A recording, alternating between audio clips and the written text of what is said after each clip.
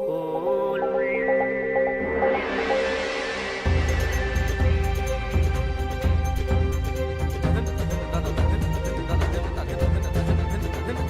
Pakistan, it's cheaper to buy a hit of heroin than food.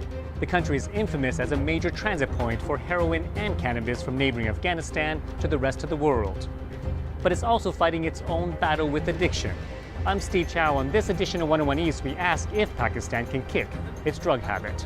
This report from Karishma V.S.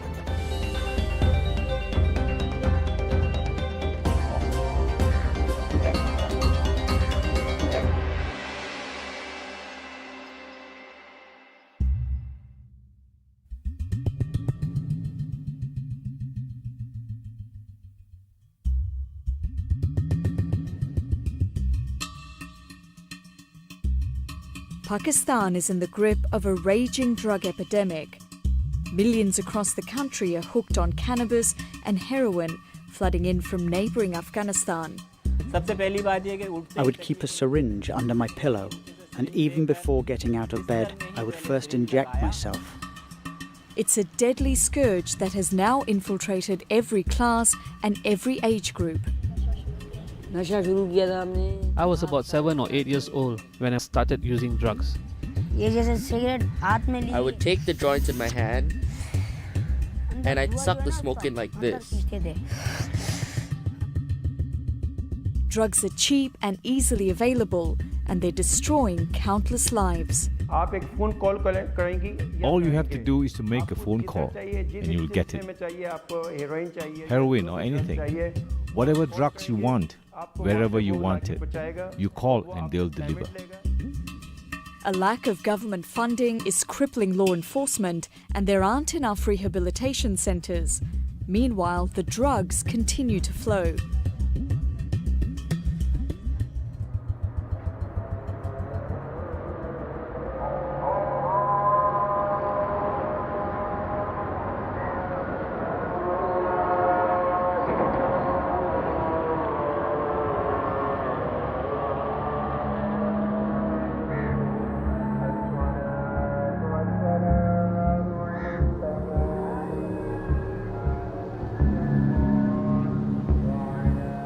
This is Karachi, one of the largest cities in the Muslim world.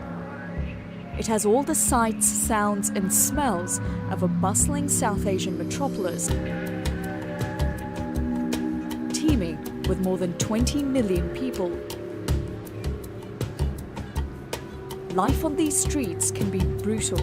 1 in 4 people live below the poverty line. Nearly half the population can't read or write, and jobs are hard to come by. In this environment, parts of Karachi have been overtaken by gang violence and narcotics abuse. Addicts are sprawled on street corners and roads across the city, openly using drugs.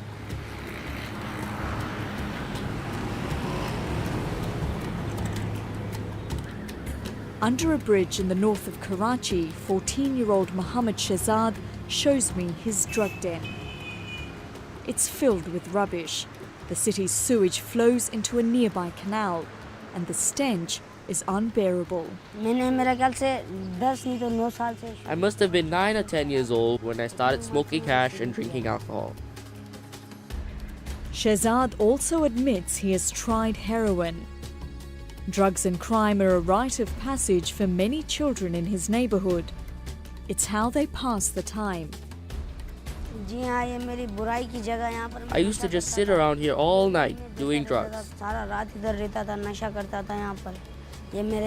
These are my friends that I used to hang out with. We'd smoke hash, do terrible things. We'd rob people and bring the stuff here.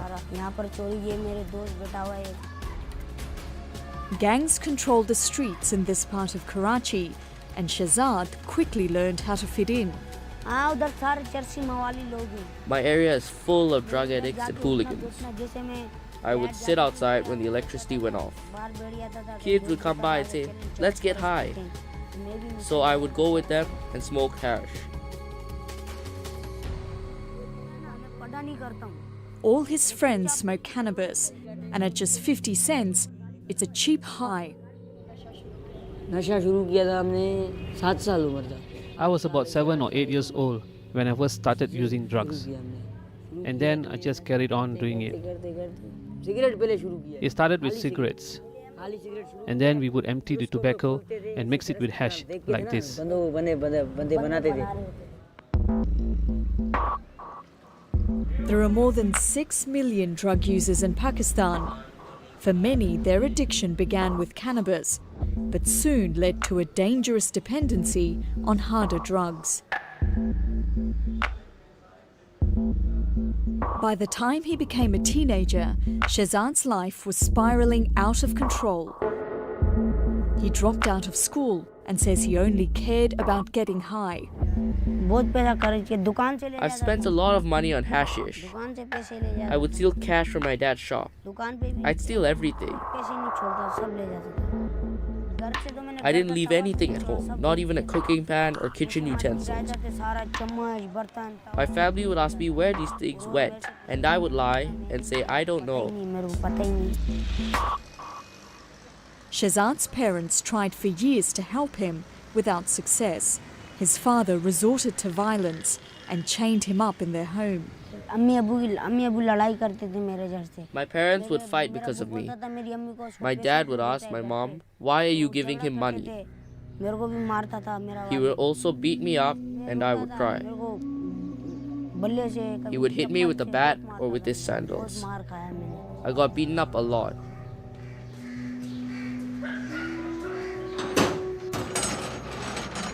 With nowhere else to turn, Shehzad's family contacted the AAS Trust, one of the few rehabilitation clinics for children in Pakistan that's providing free care. The patients must volunteer for treatment, but once they enroll, they can't leave until they complete the 3-month program. जी हाँ मैं जब यहाँ पर पहले आया था मेरे को अच्छा नहीं लगा I didn't like it at all when I first came here. उसके बाद चली जाता था मैं बोलता था मिस मेरे को I would go to the staff every day and say, please let me go home. Miss को भी बहुत तंग किया था इधर staff I really harassed them, swore at them. दिल में गालियाँ देता था स्टाफों को इधर अच्छा नहीं लगता था Then I started thinking, they must leave their own kids at home to take care of us. हमारा अपना बच्चा They're like my own family. छोड़ के आता है हमारे लिए I felt bad. ये भी हमारा अब्बू की तरह ये भी हमारा बहन I would think, why did I say those things to them? होता था इन लोगों को मैंने ऐसा ऐसा क्यों I apologized and that made me feel better. उनसे माजरत मांगता था माजरत भी मांगा था अच्छा लगा था मुझे Shehzad is lucky to be here. The UN says that every year less than 1% of Pakistan's addicts have access to intervention and treatment in Pakistan. And most of that is provided by private NGOs like this one. The treatment is free, but the 10-day detox can be intense. I thought the minute I get a chance, I'm going to run away from here and get high. But then I would be going down the same path. After 5 or 6 days here, I changed my attitude and I started getting along with people. अच्छा लगा मेरे को That felt good. It's Sunday and relatives are allowed to visit the boys. Shehzad's parents come here every week to get an update on his progress from staff. बस होता है मेरा बच्चा सही हो गया अल्लाह का शुक्र और भी सुधर जाए तो खुशी की बात है ऐसा कोई मसला नहीं हम तो बच्चों के लिए कितना परेशान रहते थे भाजी और बस हद से बाहर परेशानी अब अल्लाह का शुक्र सुकून है कोई ऐसे वैसा दिल में खौफ नहीं आ रहा है कहाँ गया The centre can house up to 25 boys. Like Shehzad, many are recovering from years of cannabis abuse. Counsellors hope that by treating them early, they can prevent them from progressing to harder drugs. But they are seeing more cases like this boy, who at 14 is hooked on heroin. He has gone through severe withdrawal and his parents are worried.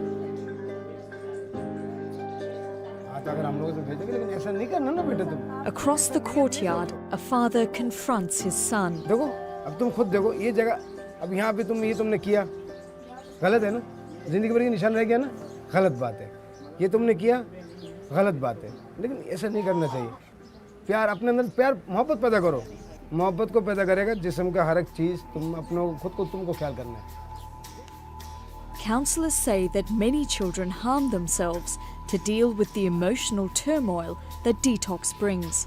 The staff keep sharp objects away from them, but still the children find a way. लेकिन ये बहुत बुरी चीज़ है। क्या है? क्या है? बहुत बुरी चीज़ है। देखो अभी तुम्हारा अम्मा है, हम हैं, तुम्हारा अब्बू है, तुम्हारा बहन है, ये तुम्हारा भाई भी आके देखेगा तो क्या बोलेगा? बुरी बात है ना। अभी हमको लग रहा है हम कितना बुरी बात है। अभी कितने निशान है मैं तो गिनते नहीं सकता हूँ।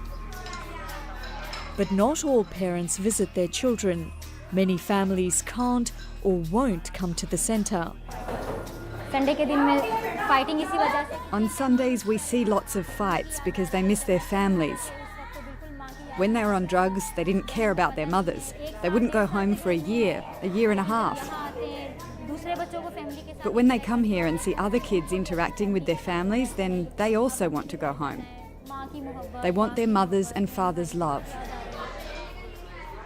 This boy ran away from home so long ago that he doesn't remember where his relatives live.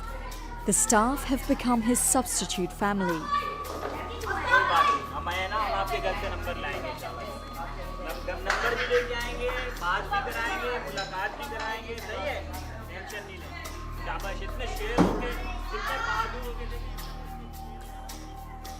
Aftab Alam has been working here for 5 years and has helped hundreds of children kick their habit.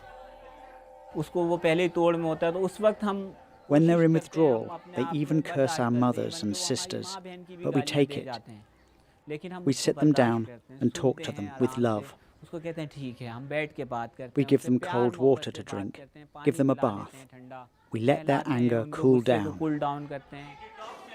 And no one knows better than Aftab what these children are going through. His addiction to drugs started when he was just 8.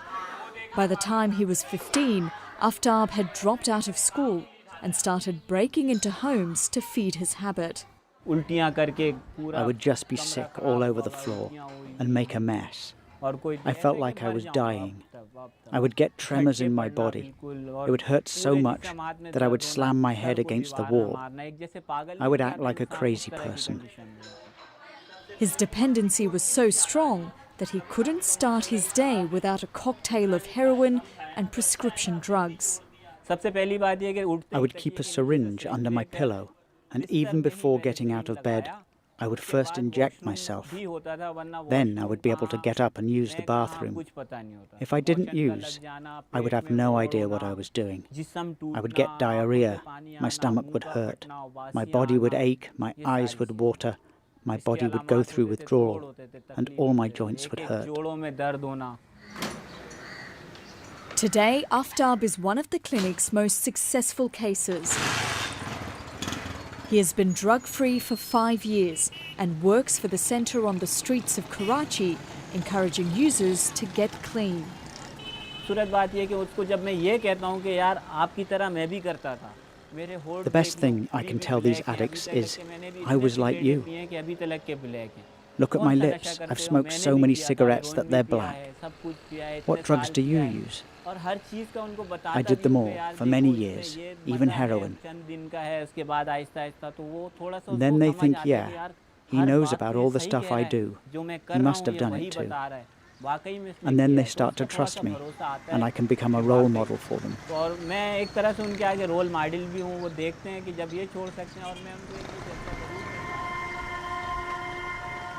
Today, Aftab is looking for addicts in Orangi town, a Karachi neighbourhood notorious for gang violence. It's not long before he finds a group of men high on heroin.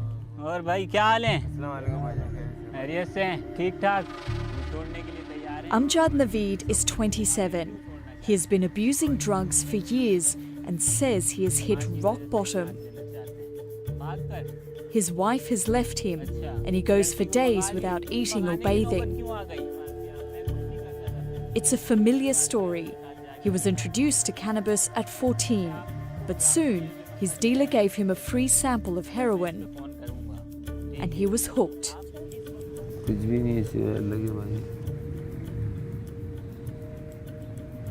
रात को गाड़ी में से आते हैं, खाना खाते हैं, वही कुत्ते की ज़िंदगी है यहाँ के, सो जाते फुटपाथ पे। 16 साल हो गए भाई इसी करते करते ज़िंदगी में। क्योंकि देखें मैं आपके सामने बैठा हूँ, मैं खुद भी इस पे फंसा हुआ था, आप देख सकते हो, मैं खुद भी इंजेक्शन सिरिंज से, ठीक है। मैं आपको बता रहा हूँ कि जैसे कि 6 साल मैंने नशा किया था ना। Amjad wants help, but even as he looks at pictures of the rehabilitation centre, he continues to snort heroin. आज मैं करोला एक्सेल कार में घूम रहा होता। बस ये अजीब और गरीब ख्यालात आते हैं बाजी कि अब तो बिल्कुल जैसे दिल खट्टा हो चुका है, वही बोलते, वो सोच के बोलते हैं कि यार पी के मर जाएगा, नहीं पी के नहीं मरेगा, यही सोच के बस बर्दाश्त कर लेते हैं। लेकिन कोई बेचने वाला आता है, वही उससे पकड़म पकड़ाई, लड़ाई झगड़ा, ये चीज़ें होती हैं बाजी।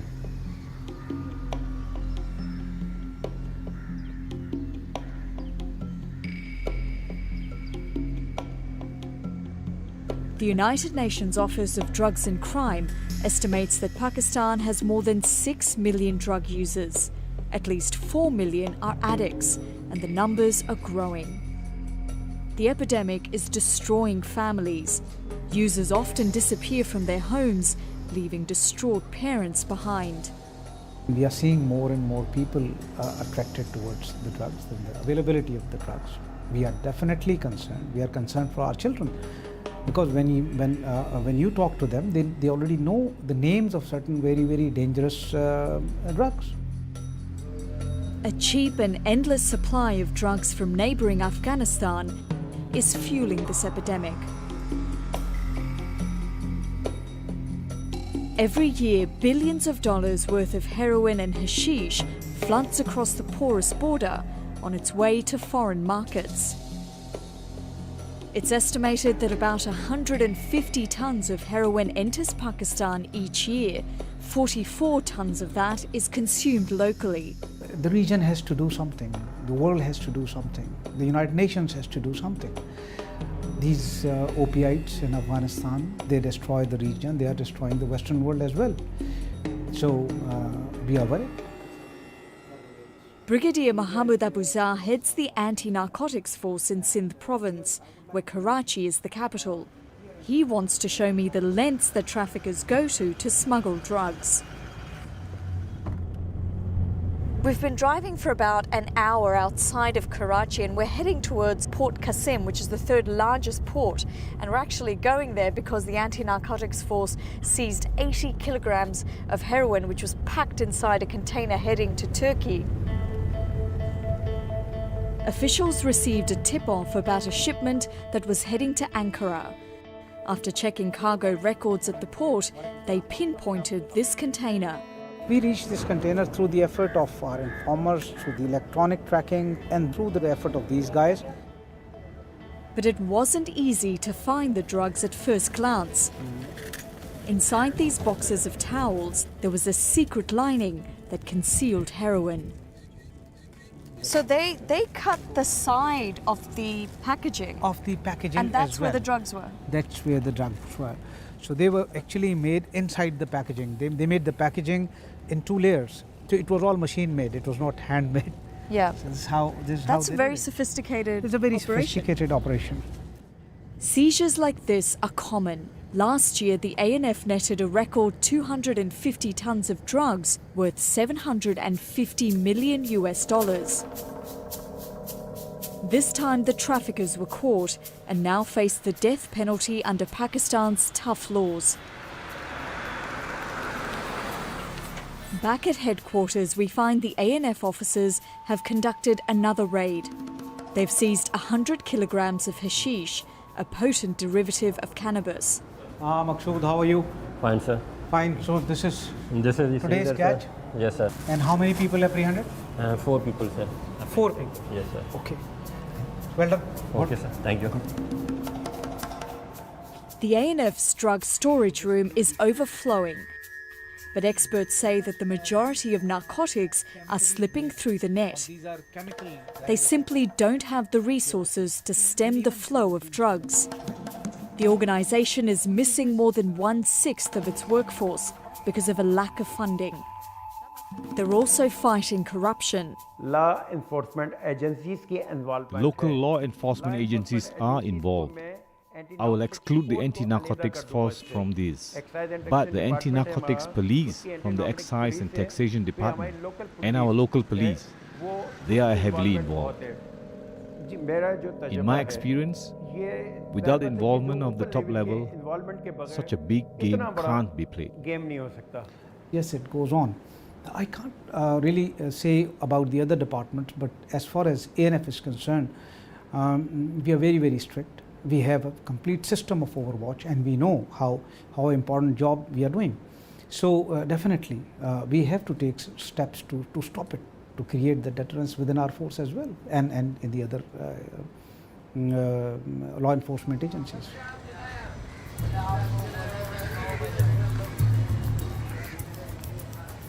It has been 2 days since outreach worker Aftab Alam met heroin addict Amjad Naveed. He is seeing him today to find out if Amjad is serious about rehab.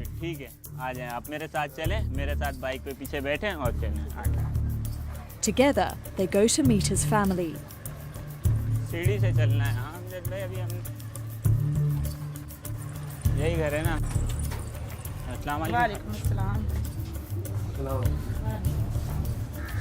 After years of watching her son struggle, Amjad's mother has had enough. I want him to stand on his own 2 feet. Not for me. I don't know what will happen to me. But he has 2 little sisters. Amjad is the eldest in the family, and all his brothers and sisters have come to encourage him to get treatment. But Amjad is high on heroin and is falling asleep. मौत इसके 3 option हैं। सबसे पहले तो jail है, यानी तो ये जेल में बंद हो सकते हैं, या पागल हो सकते हैं नशा करते करते, यानी तो मौत हो सकती है। और मौत से पहले अगर थोड़ा सा समझ आ जाए, एहसास हो जाए यार आगे पीछे मेरे को ये, तो फिर चौथा ऑप्शन इलाज का होता है। Eventually Amjad agrees to rehab. For him, the hard work is just beginning.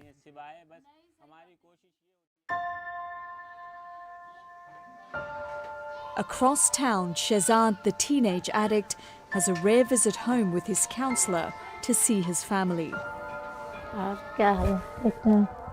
He has managed to stay clean for 3 months, and this is his reward.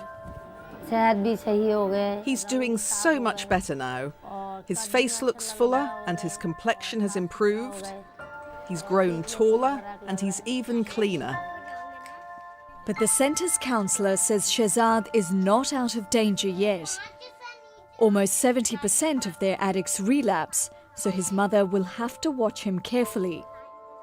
तो जब शहजाद अभी शुरू के दिनों में यहाँ पर घर पर आएगा तो आपको उसका ख्याल रखना। When Shehzad starts visiting home, you'll have to keep an eye on him.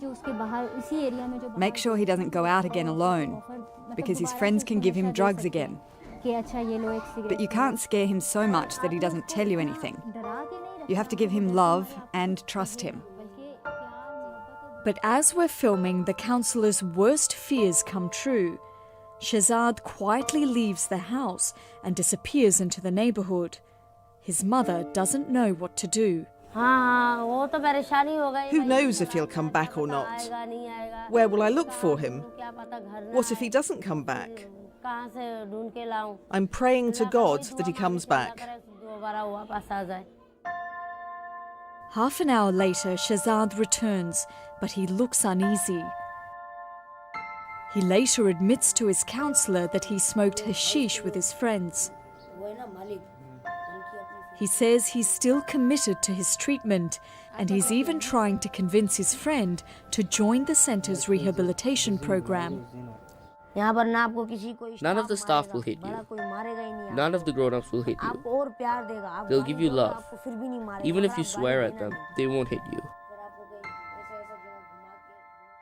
It's time for Shehzad to return to the centre. It has been a disappointing day for him and his counsellor. He couldn't resist the habits of his old life, and now he must start detox all over again. Shehzad's future is uncertain, but at least he has the chance to kick the habit. Meanwhile, millions of Pakistanis remain trapped by a drug that refuses to release them. Bye.